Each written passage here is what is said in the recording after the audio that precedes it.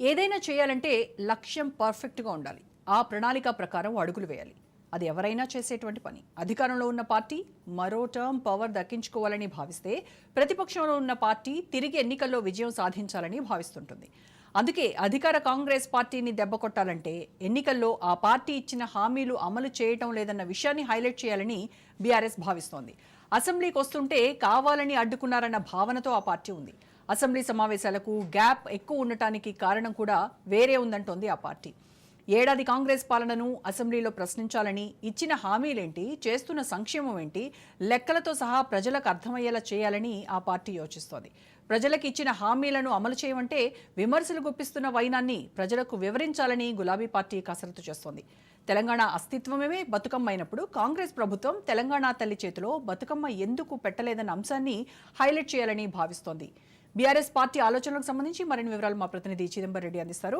Chidambaram, BRS ఏదైతే వ్యూహాత్మకంగా చాలా పకడ్బందీగా అడుగులు వేయాలని చూస్తుందో దానికి కాంగ్రెస్ పార్టీ మాత్రం ఆదిలోనే వాటికి అడ్డంకి వేయాలని చూస్తోంది. అలాగే అసెంబ్లీ సమావేశాలు ఫర్ ఎగ్జాంపుల్ అవ్వచ్చు. సో వీళ్ళు ఎంత ప్లాన్డ్గా ఉన్నారో వాళ్ళు వాటన్నింటినీ కూడా ఇది చేయడానికి చూస్తున్నటువంటి పరిస్థితి. సో మరి బీఆర్ఎస్ వ్యూహం ఏంటి, ఏం చేయబోతున్నారు, ఏ రకంగా కాంగ్రెస్ పార్టీ వైఫల్యాలను ప్రజల్లోకి తీసుకెళ్లేటువంటి ప్రయత్నం చేస్తారంటారు? మొట్టమొదటిగా మనం చెప్పుకోవాల్సిందంటే కేసీఆర్ని ఒక రాజకీయ చాణక్యుడిగా ప్రతి ఒక్కరు వివరణిస్తుంటారు. అంతేకాకుండా ఉద్యమ పార్టీగా ఉన్నప్పుడు కానివ్వండి, రాజకీయ పార్టీగా మారిన తర్వాత కానివ్వండి, విపక్షాలను వాళ్ళు ఇరుకున పెట్టేందుకు ఏం స్టెప్స్ తీసుకోవాలన్నది చాలా అడ్వాన్స్డ్గా ఆలోచిస్తారనేది కేసీఆర్కి ఒక పేరు ఉంది. ఎందుకంటే అంత లేదు ఇంత పెద్ద ఉద్యమాన్ని నిర్మించి ఆ ఉద్యమం ద్వారా తెలంగాణ రాష్ట్రాన్ని సాధించి ఆ సాధించిన తర్వాత కేవలం అది కేసీఆర్కు మాత్రమే సాధ్యమైంది అన్న విషయాన్ని తెలంగాణ ప్రజలకు నమ్మించడంలో కూడా వాళ్ళు పూర్తి స్థాయిలో సక్సెస్ అయిన నేపథ్యంలో ఇవాళ కాంగ్రెస్ పార్టీ ఒక దశాబ్ద కాలం, ఎందుకంటే తెలంగాణ రాష్ట్రం ఏర్పడిన తర్వాత దశాబ్ద కాలం తర్వాత ఇప్పుడు అధికారంలో కాంగ్రెస్ పార్టీ వచ్చింది.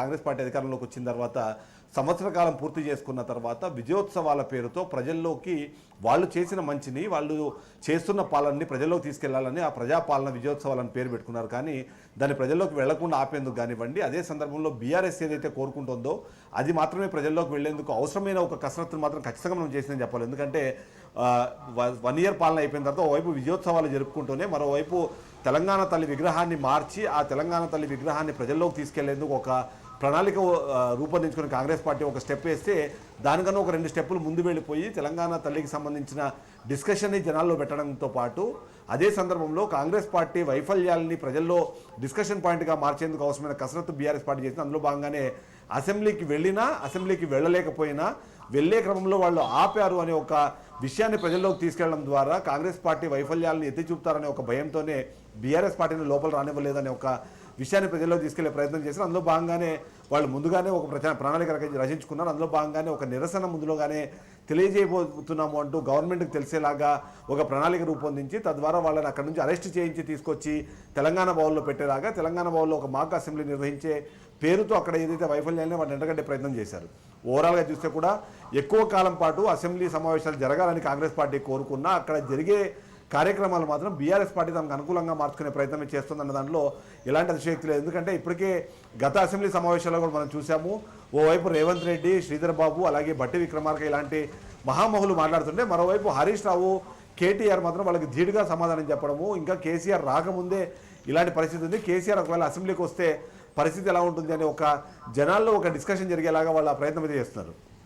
ఇవాళకి చూసినా సరే తెలంగాణ తల్లి మీద కానివ్వండి, ఆ తెలంగాణ తల్లికి సంబంధించి కానివ్వండి, లేకపోతే తెలంగాణ రాష్ట్రంలో గత సంవత్సర కాలంలో కాంగ్రెస్ పార్టీ పాలన వైఫల్యం చెందింది అన్నదాన్ని ప్రజల్లోకి తీసుకెళ్లేందుకు పూర్తి స్థాయిలో బీఆర్ఎస్ ప్రయత్నిస్తోంది. దాన్ని అసెంబ్లీకి వస్తే వాటి గురించి మాట్లాడతారు కాబట్టి వాళ్ళని అసెంబ్లీకి రాకుండా కాంగ్రెస్ పార్టీనే పోలీసుల ద్వారా అడ్డుకుంది అనే ఒక మెసేజ్ ఇచ్చే ప్రయత్నం అయితే బీఆర్ఎస్ పార్టీ చేసింది. దానికి సక్సెస్ అయిందని చెప్పొచ్చు. ఎందుకంటే అదాని అలాగే రేవంత్ రెడ్డి ఫోటోలు పెట్టుకొని వేసుకున్న టీషర్ట్లతో యూజువల్గా లోపలికి అలౌ చేయరు, కానీ అలౌ చేయరు కాబట్టి అరెస్ట్ చేస్తే దానికి ఒక కొత్త వర్షన్ ఇచ్చే ప్రయత్నం చేస్తే నిజంగానే మీకు అభ్యంతరాలు ఉంటే మమ్మల్ని అసెంబ్లీలోకి ఎంటర్ అయిన తర్వాత ఒకవేళ స్పీకర్ దాని అభ్యంతరం వ్యక్తం చేస్తే మేము ఆ టీషర్ట్స్ తీసేసేవాళ్ళం. అలా కాకుండా మమ్మల్ని లోపల కూడా రానికుండా ఆపే ప్రయత్నం కేవలం కాంగ్రెస్ పార్టీ గత సంవత్సర కాలంలో ప్రజాపాలన పేరుతో ఎలాంటి పాలన చేయలేదు, కేవలం అక్కడ ఏమీ జరగలేదు కాబట్టి దాన్ని మేము వైఫల్యాలను ఎత్తి చూపుతామనే కారణంతోనే మమ్మల్ని అసెంబ్లీలో మాట్లాడకుండా మా వాయిస్ లేకుండా చేశారన్న విషయాన్ని ప్రజల్లోకి తీసుకెళ్లే ప్రయత్నం అయితే చేశారు. ఇది ఖచ్చితంగా ఓవైపు రాజకీయ చాణక్యుడిగా ఆలోచించే కేసీఆర్ కావచ్చు, లేకపోతే ఆయన ఇచ్చే ప్రతి సూచనని ఖచ్చితంగా పాటించి హరీష్ రావు, కేటీఆర్ సహా మిగిలిన బీఆర్ఎస్ నాయకులు కానివ్వండి ప్రజల్లోకి తీసుకెళ్లే ప్రయత్నం చేయడం ద్వారా వాళ్ళు సక్సెస్ అయినాము అనే ఒక ఆలోచనలో ఉన్నట్టయితే మనం విశ్లేషించాల్సిన అవసరం కనిపిస్తుంది ఈ రోజు. చిదంబరం అలాగే ఈరోజు కోమటిరెడ్డి వెంకటరెడ్డి మీడియాతో చిట్ చాట్ సందర్భంగా కొన్ని విషయాలను ఆయన ప్రస్తావించారు. First of all Sonia Gandhi పుట్టినరోజున తెలంగాణ ఇచ్చినటువంటి సోనియమ్మకు కనీసం బర్త్డే విషెస్ చెప్పడానికి కూడా వాళ్ళకి అనుచితంగా లేరు వాళ్ళు అని చెప్పేసి అని అంటున్నారు. అండ్ మోర్ ఓవర్ ఇంకొక విషయం ఏంటంటే తెలంగాణ ఇచ్చినప్పుడు మాత్రం 14 మంది కుటుంబ సభ్యులను తీసుకొని వెళ్ళి గ్రూప్ ఫోటో తీసుకున్నటువంటి కేసీఆర్ ఇప్పుడు మాత్రం ఎందుకు ఉలకట్లేదు పలకట్లేదు అని చెప్పేసి కూడా ఆయన కామెంట్స్ చేశారు. ఇక్కడ అదే రాజకీయ చాణక్యం గురించి మాట్లాడాలి. ఎప్పుడైతే తెలంగాణ రాష్ట్రం సిద్ధించే సమయంలో కూడా దళితుల్ని సీఎం చేస్తాను అని చెప్పిన కేసీఆర్ ఆ తర్వాత తనే ముఖ్యమంత్రిగా కావాలని ఎల్పీ సభ్యులందరూ ఎన్నుకునేలాగా ఒక ప్రణాళిక రచించిన వ్యక్తి. తెలంగాణ రాష్ట్రం సిద్ధించే క్రమంలో సోనియా గాంధీ ఆ రోజు ఆ కృషిని ఎవరో కానీ నో అని చెప్పడానికి లేదు. అదే సందర్భంలో సుష్మా స్వరాజ్ ఆ రోజు తీసుకుని చొరవను కూడా ఎవరు కాదని చెప్పలేరు. కానీ వాటన్నిటిని ఓవర్టేక్ చేస్తూ వాటన్నిటిని ఓవర్ షాడో చేస్తూ కేవలం తెలంగాణ ఉద్యమం కానివ్వండి, తెలంగాణ రాష్ట్రము సాధ్యమైంది కేవలం కేసీఆర్ వల్ల అనే విషయాన్ని గత 10 సంవత్సరాల్లో ప్రజల్లోకి తీసుకెళ్లే ప్రయత్నం చేశారు. ఒకవేళ నిజంగానే ఇవాళ డిసెంబర్ 9వ తారీఖున మొదటిసారి తెలంగాణ రాష్ట్రానికి సంబంధించిన ఒక ప్రకటన వచ్చింది. ఆ తర్వాత జరిగిన పరిణామాలు ఇవన్నీ చూసుకుంటే ఖచ్చితంగా ఇవాళ ఎంతో కొంత ఆమెకి రుణపడి ఉండాల్సిన అవసరం ఉంది. కానీ దాన్ని కూడా ఓవర్ షాడో చేయాలి అంటే ఇవాళ జరుగుతున్న పాలన వైఫల్యాలు కానివ్వండి, ఆ 9వ తారీఖు డిసెంబర్ 9 తర్వాత జరిగిన పరిణామాలన్నీ కాంగ్రెస్ పార్టీ వైఫల్యంగా చూపించే ప్రయత్నమే బీఆర్ఎస్ పార్టీ చేస్తుంది, దాన్ని కంటిన్యూ చేస్తుంది. ఇప్పుడు కోమటిరెడ్డి వెంకటరెడ్డి మాట్లాడినా, కాంగ్రెస్ పార్టీ మాట్లాడినా ఆ తర్వాత ఎందుకంటే తెలంగాణ రాష్ట్రం వచ్చిన తర్వాత మొదటి అసెంబ్లీ సమావేశాల్లోనే సోనియా గాంధీని పూర్తి స్థాయిలో పొగుడుతూ కేసీఆర్ అప్పట్లో మాట్లాడారు. కానీ ఆ తర్వాత ఎప్పుడే కానీ సోనియా గాంధీని కానివ్వండి, చిన్నమ్మ తెలంగాణ చిన్నమ్మ అని మాట్లాడుకునే సుష్మా స్వరాజ్ని కానివ్వండి, ఎక్కడ వాళ్ళ పేర్లు ప్రస్తావనకి రాకుండా కేవలం కేసీఆర్ మాత్రమే దీన్ని సాధ్యం చేశారనే విధంగానే మాట్లాడుతూ తన లెగసీ మాత్రమే కంటిన్యూ అయ్యేలా ప్రయత్నం చేశారు. ఇప్పుడు దాన్ని కంటిన్యూ చేస్తున్నారు. ఒకవేళ ఈరోజు ఆమెకి శుభాకాంక్షలు తెలిపినా లేకపోతే దాన్ని ఇంకొకసారి గుర్తు చేసినా సరే తెలంగాణ ప్రజలు కానివ్వండి, కాంగ్రెస్ కార్యకర్తలు కానివ్వండి దాన్ని మరొకసారి ప్రజలకు తీసుకెళ్లే ప్రయత్నం చేస్తారు. కాబట్టి అది దానికి అవకాశం లేకుండా ఉండేలాగానే డిసెంబర్ 9వ తారీఖు తర్వాత ఆ రోజు వెలువడిన ప్రకటన, ఆ తర్వాత జరిగిన పరిణామాలు మాత్రమే ప్రజలు గుర్తుంచుకునేలాగా ఇవాళ కూడా ప్రయత్నం చేస్తాం. దానిలో సక్సెస్ అయ్యారైతే మనం ఖచ్చితంగా చెప్పాల్సిన అవసరం అయితే కనిపిస్తుంది. రోజా ఇంకొక విషయానికి వస్తే తెలంగాణ తల్లి విగ్రహం దీంట్లో కనుక వాళ్ళు చాలా నానా యాగి చేశారనే చెప్పొచ్చు. ఫస్ట్ ఆఫ్ ఆల్ తెలంగాణ తల్లి విగ్రహం ఇంకెవరినో పోలి ఉంది అని చెప్పేసి చాలా కామెంట్స్ మనం కూడా విన్నాం. ఆ తెలంగాణ తల్లి అంత పేదరాలా, ఎందుకు ఆవిడ నగలు తీసేశారు అనేటువంటిది ఒక వర్షన్. అండ్ ఫైనల్గా ఇంకొకటి ఏంటంటే తెలంగాణ అస్తిత్వమే బతుకమ్మ. తెలంగాణ తల్లి చేతిలో ఉన్నటువంటి బతుకమ్మని ఎందుకు తీసేశారు, దీనికి ఏం సమాధానం చెప్తారు అని అంటున్నారు. అంటే కాంగ్రెస్ వాళ్ళు దీన్ని ఎలా జస్టిఫై చేస్తున్నారు? అయితే కాంగ్రెస్ పార్టీకి సంబంధించి ఒక స్ట్రాటజికల్గా ముందుకు వెళ్ళే ప్రయత్నం చేశారు. అందులో ముఖ్యంగా ఏదైతే సుసంపన్న తెలంగాణకు వారధిగా లేకపోతే దానికి ఒక ఎగ్జాంపుల్గా మేము తెలంగాణ తల్లి విగ్రహాన్ని గతంలో మేము రూపొందించాము. దానికి కొన్ని కంటిన్యూషన్, ఎందుకంటే భరతమాతను చూసినప్పుడు కూడా ఒక కిరీటం పెట్టుకుని ఆమె ఒక పులి మీద ఉంటుంది.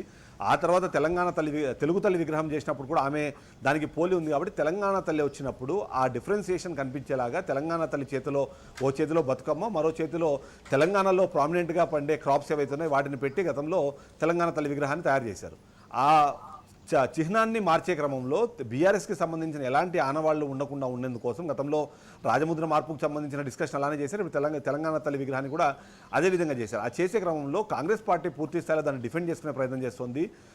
గ్రీన్ శారీ కట్టడం ద్వారా, ఆకుపచ్చ కట్టడం ద్వారా ఏదైతే హరిత విప్లవం ఉందో దాని గురించి మాట్లాడుతూ పాటు తెలంగాణ రాష్ట్రంలో పండే మొక్కజొన్న కంకులు కానివ్వండి వాటిని మాత్రమే ఆమె పట్టుకున్నట్టుగా చూపించడంతో పాటు ఒక ఉద్యమ తెలంగాణ, అంటే ఉద్యమాల ద్వారా వచ్చిన తెలంగాణ కాబట్టి ఒక కార్మికురాలు, ఒక ఉద్యమరాలు మాత్రమే ఆ తెలంగాణ తల్లికి రెప్లికేషన్గా ఉండాలని చెప్పేసి కాంగ్రెస్ పార్టీ ఒక జస్టిఫై చేసుకునే ప్రయత్నం చేసింది. దాంట్లో భాగంగానే కింద కూడా మనం చూసాము పిడికిల్ని పెట్టారు, అవన్నీ పెట్టడం ద్వారా. కానీ బీఆర్ఎస్ పార్టీ మాత్రం దాన్ని పూర్తిగా వ్యతిరేకిస్తుంది. కేవలం సుసంపన్న తెలంగాణ కాకుండా ఆమెకున్న ఆ ఆహార్యాన్ని కానివ్వండి, ఆ గొప్పతనాన్ని తక్కువ చేసే క్రమంలో మాత్రమే ఇలాంటి ఒక విగ్రహాన్ని రూపొందించారు. దానికి గతంలో బీఆర్ఎస్ పార్టీ టీఆర్ఎస్గా ఉన్నప్పుడు తెలంగాణ తల్లి విగ్రహాన్ని చేస్తే అది కవిత ముఖ కవలికలతో ఉన్నాయని చెప్పేసి కొద్దిమంది ఆరోపిస్తుంటే, ఇప్పుడేమో రేవంత్ రెడ్డి భార్యకు సంబంధించిన పోలికలు దీంట్లో ఉన్నాయని చెప్పి ఇవాళ బీఆర్ఎస్ పార్టీ ఆరోపిస్తుంది. ఆరోపణలకి ప్రజల్లో పెద్దగా శాంటిటీ లేకపోయినా, దానికి పెద్దగా ఆమోదం దొరకకపోయినా సరే ఖచ్చితంగా ఈ తెలంగాణ తల్లి అన్నదాన్ని ఒకప్పుడు సుసంపన్న తెలంగాణ, అలా మనం దేశానికి ఒక ఆదర్శవంతంగా ఉండే తెలంగాణను కాస్త తీసుకెళ్ళి ఇప్పుడు ఒక పేద వ్యక్తి రాగానో లేకపోతే కార్మికుడు రాగలాగానో చూపించే ప్రయత్నం చేస్తాం. తద్వారా తెలంగాణకు సంబంధించిన గొప్పతనాన్ని చెప్పడం కన్నా మేము రూపొందించిన చిహ్నాన్ని తీసివేయడం ద్వారా బీఆర్ఎస్ ఉద్యమం కానివ్వండి లేకపోతే దానికి సంబంధించిన ఒక ఆనవాళ్ళు చెప్పే ప్రయత్నం తప్ప ఇంకా కొత్త పేద ఉద్దేశం లేదని బీఆర్ఎస్ పార్టీ చెప్తోంది. కాంగ్రెస్ పార్టీ ధీటుగా దానికి సమాధానం చెప్పే ప్రయత్నం చేస్తుంది కానీ బట్ దాన్ని ప్రజలు ఎంతమాత్రం ఆమోదిస్తారో అన్నది మనం చూడాల్సిన అవసరం అయితే కనిపిస్తుంది Roja. Right, thank you Chidambaram.